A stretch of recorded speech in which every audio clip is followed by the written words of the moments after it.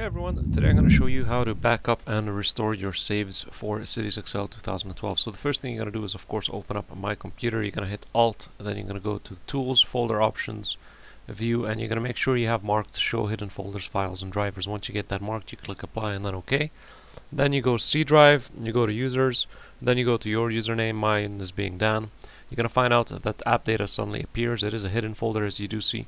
You open that up, you go to Local, Focus, Home, Interactive, Cities Excel, Live, Offline, and Solo. Now here are your saved games. So what I would recommend you do before you format your computer, of course, grab all these, right click, copy them or add them to a zip file, and copy them either to your USB or to your phone.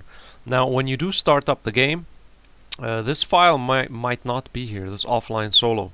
So the best thing to do when you do start a game is maybe the solo folder isn't there, is to actually create a city name in Cities Excel the first time you start it up. I usually call it test 1, and then I just quit the game. I don't build anything, I just create test 1, I quit the game, and then the moment that happens I get one of the solo regions, whatever. Let's say for example 11MP13 appears, including the solo directory. Then I come into the directory, I delete the test 1 save file, and then I replace it with these files. That meaning I replace it with these 3, and I replace it with these 3. So it means I'm going to replace it with these, 6 files and this one. So this is a way to get that solo directory to appear in case it doesn't. And that's practically all you do need to know in terms of, you can say, backing up and restoring your save game files for Cities Excel. Now, for you can say restorations, in case you did mess up your city, you need to find the city that you're looking for. So the first thing you do, of course, is open up the save city, and you need to look for the city you're looking for. That being, you're going to go to Auto, you're going to go to Checkpoints, you're going to go to Control Find City Name, and here you have city name, and this one I actually called it test. As you do see, I still kept it here. So of course I will search for the city that I wanted to restore it, because for example, for some odd reason, let's say it crashed halfway through or something and it didn't save. So now hold on, city name, we're gonna call it city name. City name, here we go, agriculture and offices. So this is my agriculture and offices. Now as you do notice, when you go into the actual save directories, when you go into some of these save directories, you do have different checkpoints. You do have different checkpoints for different types of saved games. So the best way to restore a checkpoint, for example, it technically loads everything in the auto first. It means it loads the checkpoint from the auto directory. That takes priority.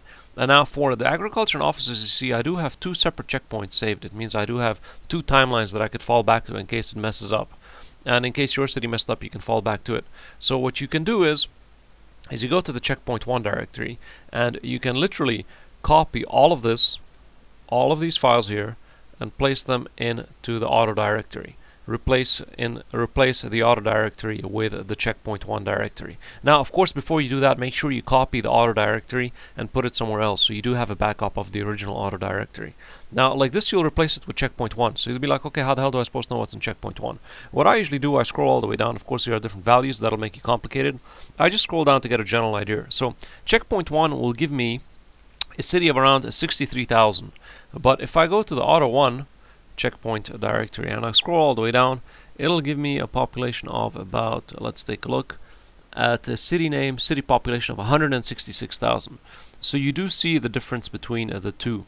Let's just stick them closer to each other. As you see, I have a population of 166,000. This is the original the real value what it is now, and the first checkpoint is at 63,000. Now I can obviously go to checkpoint 2. Maybe checkpoint 2 is further down the line. You know, maybe it has a higher population. I usually know the progress in terms of the checkpoints in regards to the population. So if the population is higher, it means you're obviously a little bit ahead. So the population value is 78,000. So checkpoint 2 is ahead. So like this, I know I'm going to replace my auto with checkpoint 2. So I'm going to copy all the stuff in checkpoint 2, back up my auto directory, and replace all the files with my checkpoint 2, and it will load up my checkpoint 2 files. You can do this in case your actual city, you can say, crashes, or your computer switches off, or for some weird reason it bugs out and crashes. Now keep in mind, not all the cities for some odd reason have backup points. As you see here, I have no backup. I only have the auto file. This one also no backup. This one also no backup.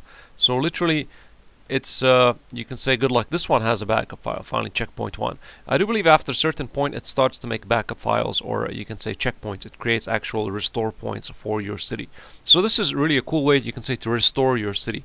If you have the checkpoint directory, you can restore to that checkpoint. That's practically it.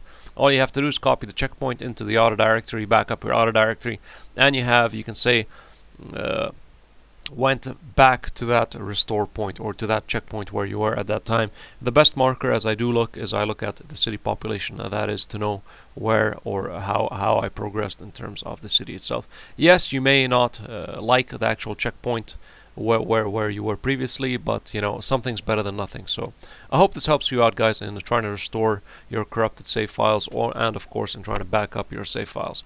Well, this is it. As always, don't forget to give it a thumbs up, and happy gaming, and see you again in another video. Bye.